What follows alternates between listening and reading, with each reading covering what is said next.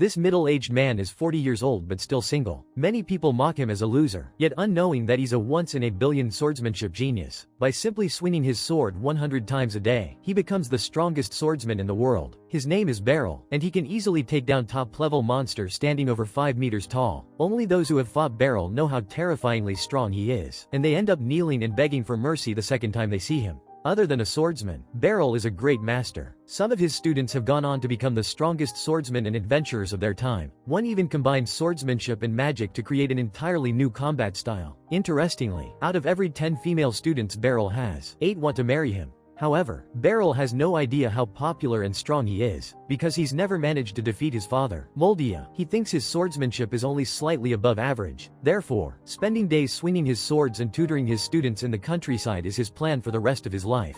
Moldia, like many fathers, keeps urging his son to settle down and marry, preferably one of his female students. But Beryl believes a dojo is a sacred place for training, not dating. Also, most of his female students left during their teenage years and rarely kept in touch with him, so Beryl has no clue they actually want to marry him. Now at 40, Beryl is still as pure-hearted as a 10-year-old boy. All he knows is how to teach swordsmanship and completely clueless about women. At family dinner, his parents tease him that being so dense, he'll never find a girlfriend.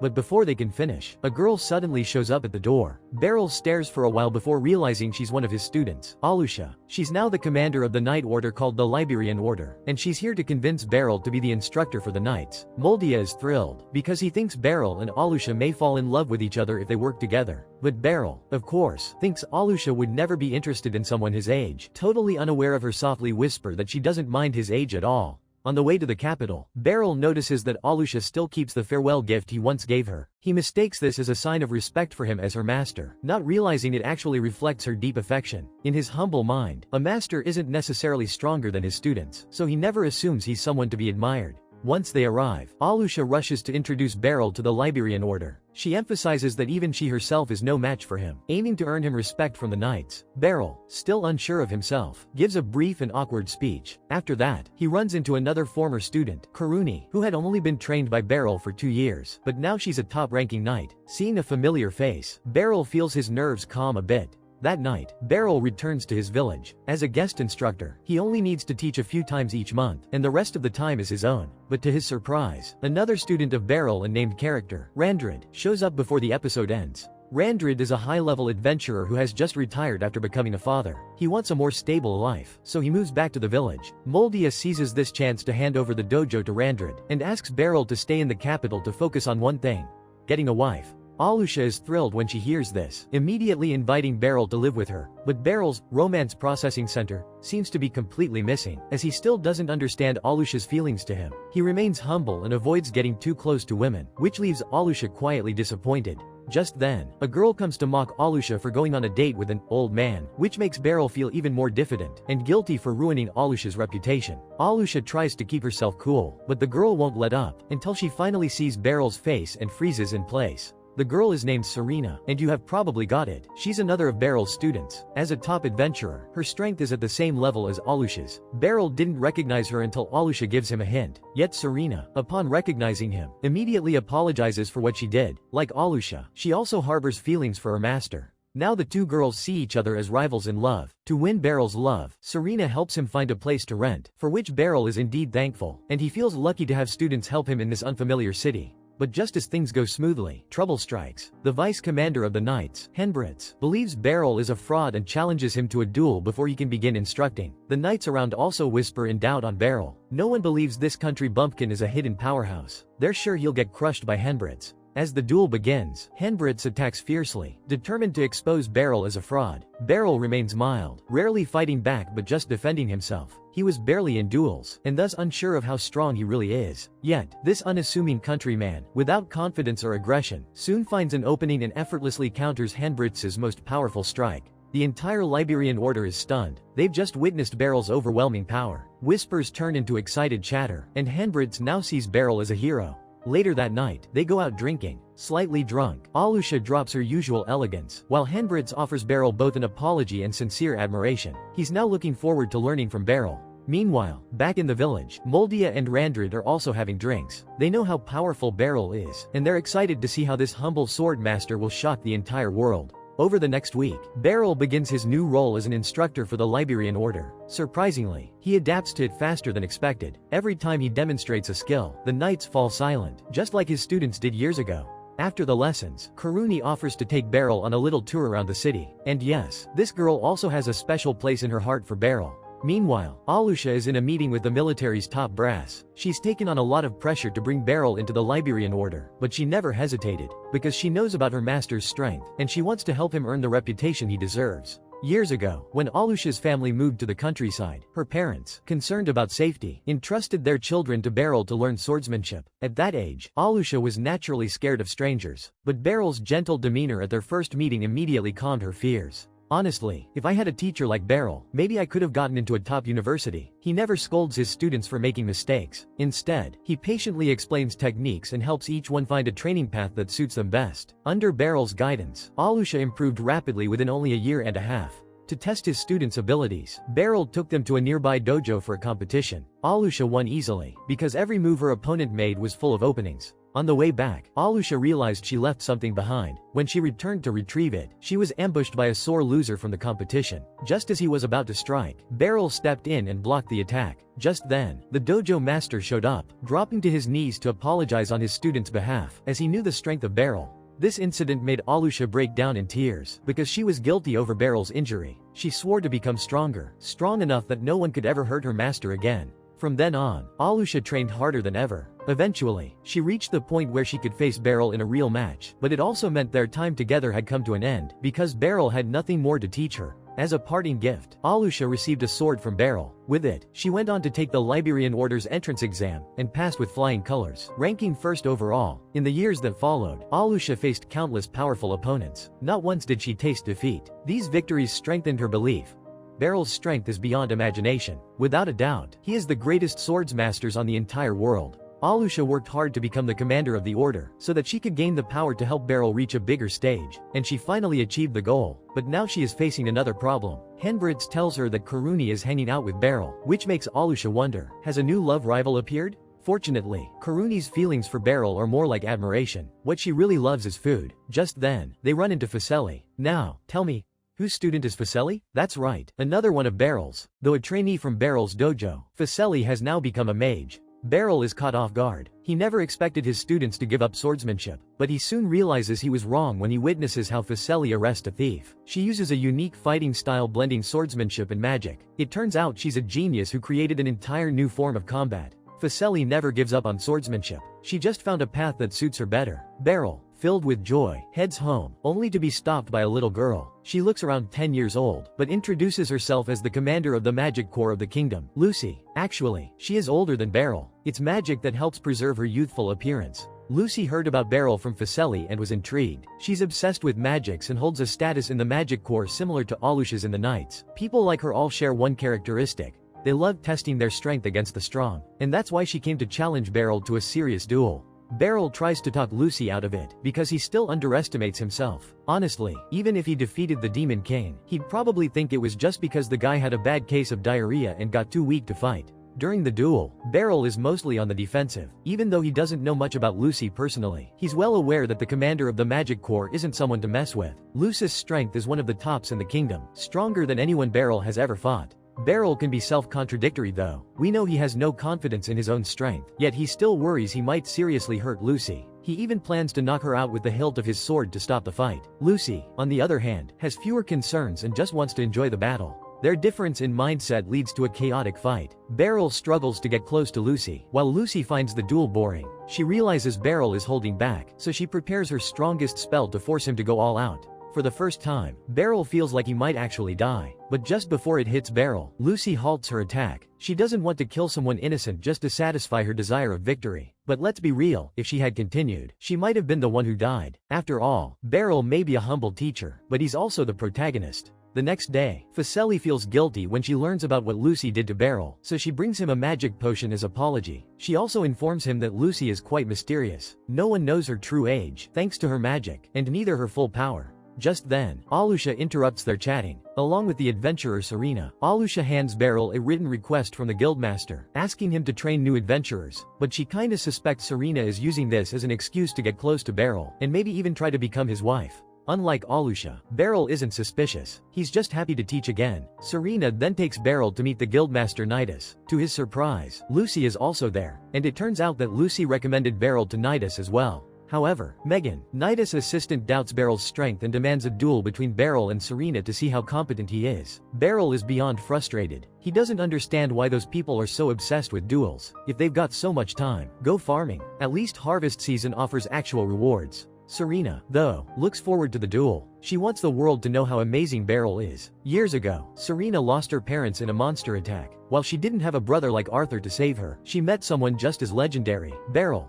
The incident made Serena an orphan. She isolated herself and refused to talk to anyone. But one day, she saw Beryl swing his sword 100 times a day. Perhaps driven by the desire to avenge her parents, her interest on swordsmanship was awakened. She became Beryl's student and began her journey to be the top adventurer. She made friends in Beryl's dojo, which gave her hope for the future. Then, a kind couple adopted Serena. With a heavy heart, she said goodbye to her master and her friends. From then on, just like Alusha, Serena grew stronger and became a legendary adventurer. Now, she gets to show Beryl how far she's come. They bow before the duel, just like old times. Serena then goes all out, but the result is also the same as before. This top adventurer can't land a single hit on Beryl. She hasn't had such an intense battle for a long time and finds it incredibly fun. Meanwhile, Beryl is proud of her progress, but still defeats her with ease. The crowd is stunned. They can't even imagine the strength of someone who can take down a legendary adventurer. We see Megan immediately show his respect to Beryl, who is, without a doubt, qualified to Nidus' mission. Up next, Beryl and Serena will lead 3 rookie adventurers into a dungeon to deal with some low-level goblins. Nothing major, right? Beryl doesn't even have to join the fight. But hey, this is anime.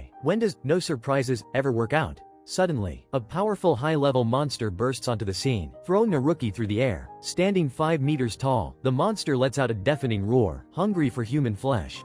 Beryl planned for Serena to distract the high-level demon beast while he went to treat the injured. However, Serena misunderstood, thinking Beryl was going to fight the beast alone. So, she immediately fled to treat the wounded. Beryl was devastated. He couldn't believe how bad his synchronization with his apprentice was. This unexpected turn of events forced Beryl to fight alone, and he had no confidence in winning. The high-level demon beast had extremely strong physical defense, and its flying ability gave it high mobility. What was most terrifying was its mastery of fire magic, which had a very wide attack range. While fighting Beryl, it could also harm Beryl's teammates from a distance. Hearing his teammates' screams, Beryl's potential was activated. Beryl charged at full speed and plunged his sword into the demon beast's eye, breaking his sword in the process. Just then, Serena finally arrived and delivered the fatal blow. The crisis was finally averted.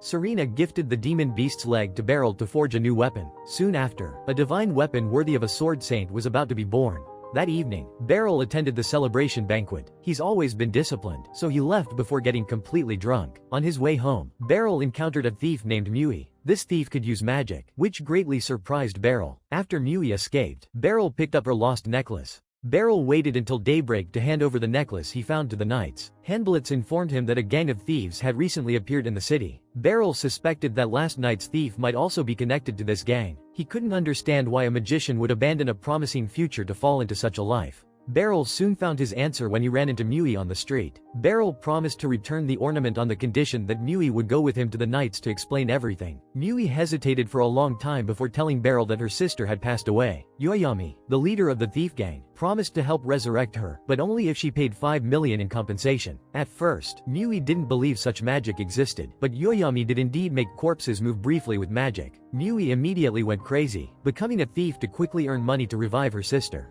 Beryl knew very well that with the level of magic in this world, there was no magic that could revive the dead. It was a complete scam. Beryl sought assistance from Alusha and Lucy, and together they raided Yoyami's stronghold. Yoyami wasn't alarmed. He possessed many magical artifacts. With the help of these items, Yoyami could cast many high-level spells. Unfortunately for him, he encountered Lucy. This woman had monstrous magical talent and defeated Yoyami almost instantly. The bad news was that Mui's sister's body was gone. That night, Yoyami mysteriously died while being escorted. Beryl heard about Yoyami's death from Alusha. After Yoyami died, a magical artifact appeared in his remains. It seemed the mastermind had installed a magic item on Yoyami beforehand to kill him and prevent any leaks. Beryl felt a heavy heart. Often, humans are far more terrifying than demon beasts. Fortunately, Beryl's new sword was completed around this time, and his weapon quickly had a chance to shine. A priest from a neighboring country secretly informed Lucy that their church's bishop, Sarlian, had gone mad, using corpses for forbidden magic experiments. Yoyami was Sarlian's subordinate. Unfortunately, Lucy couldn't arrest him without concrete evidence, as it could easily lead to political issues between the two countries. Therefore, this investigation task was ultimately assigned to Beryl. His performance in the past few battles had already proven his strength. Beryl was very decisive. He found Sarlian that very night. The bishop tried to escape, sending church knights to intercept him. Beryl broke through the encirclement and stormed into the church. The first enemies he encountered weren't human. Sarlian used magic to turn corpses into zombies, including Mui's sister. Although it pained Beryl, destroying these zombies was the best liberation for them at that moment. After he eliminated all the zombies, Sarlian sent out a high-ranking knight to attack Beryl. This man was the strongest enemy Beryl had ever faced. He was devout and fanatical. The battle was extremely brutal, with both men covered in blood. Ultimately, Beryl won by a narrow margin, sustaining serious injuries. Sarlian had lost his last protection, and legal consequences awaited him. This mission earned Beryl a house as a reward. Mui also moved in, deciding to live with Beryl as his maid to thank him for helping her sister find peace. After they started living together, Beryl became more like the maid. He prepared breakfast for Mui every day. When they both had free time, Beryl would take Mui shopping and to the theater for shows. On Mui's first day at the Magic Academy, Beryl accompanied her throughout the entire process, like a father. At this point, Beryl was informed by the school that students could choose to live at home or in the school dormitory. Beryl was a bit hesitant. On one hand, he had just grown closer to Mui and wanted more time together. On the other hand, Beryl hoped Mui could live in a better environment and immerse herself in the school atmosphere. Interestingly, Beryl's female apprentices all supported Mui living in the dorm. Whether it was Serena or Alusha, they were all afraid that Mui would steal Beryl away. These female apprentices were hoping that one day they could marry Beryl. When Beryl asked for Mui's opinion, the girl chose to continue living with him. A special feeling was forming in Mui's heart. In the following days, the girls started to get jealous of each other. Alusha, due to the upcoming visit of a diplomatic delegation from a neighboring country, recommended Beryl to protect the delegation with the knights. Alusha hoped to use this opportunity to help Beryl gain more fame, and she had a bit of a selfish motive. Alusha used the excuse that this mission was very important to suggest accompanying Beryl to buy clothes. That night, when Beryl invited Mui to go shopping for clothes, he was rejected. Everyone except Beryl himself could see that Alusha liked him. It was obvious that Alusha was using this shopping trip as a date. Mui was jealous and helpless. She was simply too young. Mui's guess was correct. Alusha, dressed like a girl next door, replaced her usual armor. They went shopping for clothes and then to a romantic restaurant, just like a couple on a date. Alusha hadn't been this happy in a long time. In this moment, Alusha made an important decision. Alusha invited Beryl to a combat practice, stating that if she won, she would confess her feelings to him. Everyone favored the captain of the knights, Alusha, nicknamed Lightning, for her incredible speed. But Beryl was even faster. After a few rounds, he had Alusha pinned down. Alusha's confession had to be postponed again. She could only hope to become stronger before another girl stole Beryl away. There was still some time before the diplomatic delegation from the neighboring country arrived. Beryl frequently worked to earn money to support Mui. Just then, Serena brought him a job. The Adventurers Guild had received a request to tame precious wild horses to present to the diplomatic delegation. Serena was good at combat but not at catching and taming horses. Beryl was more than willing to help, and he and Serena worked in the forest all day, finally completing the task. At this time, the captain and vice-captain of the neighboring country's Knight Order arrived ahead of schedule. When Beryl went to visit, he unexpectedly ran into his apprentice, Rose. As I mentioned before, Beryl's apprentices are spread across the continent, and most of them have become top-tier powerhouses. Rose, for example, is currently serving as the vice-captain of the Knights in a neighboring country. She's incredibly grateful for Beryl's guidance. This really bothers Alusha, as now she has another love rival besides Serena. This time, the Knight Orders from both countries will be jointly responsible for security. After they finished discussing official business, Rose changed into casual clothes and invited Beryl to go shopping. She's very gentle and unpopular with children. When Rose suggested they move in together, Beryl actually considered it for a moment. In Beryl's mind, perhaps Rose could help Mui become more outgoing. Next, Beryl's attention was drawn to something else. The princess of their country was going to travel with the neighboring country's prince. While serving as a guard, Beryl unexpectedly sensed a killing intent. At first, he thought it was just his imagination, but his ominous premonition quickly became a reality. A group of assassins suddenly launched an attack. They created a lot of smoke to obstruct vision, and all their weapons were coated with poison. Henblitz's eyes were temporarily blinded by the poisonous fog. Fortunately, his strength had greatly improved thanks to Beryl's training, and he managed to eliminate an assassin using only his hearing. During the battle, Gatoga, the captain of the neighboring country's Night Order, clearly saw one of the attackers' faces, and he was surprised. This assassin seized the opportunity and escaped. The assassins were strong fighters, but they were up against top-tier powerhouses, and eventually, they were defeated one by one after a few rounds. Just as the knights were about to interrogate the assassins, they suddenly discovered that the attackers were dying one after another from poison.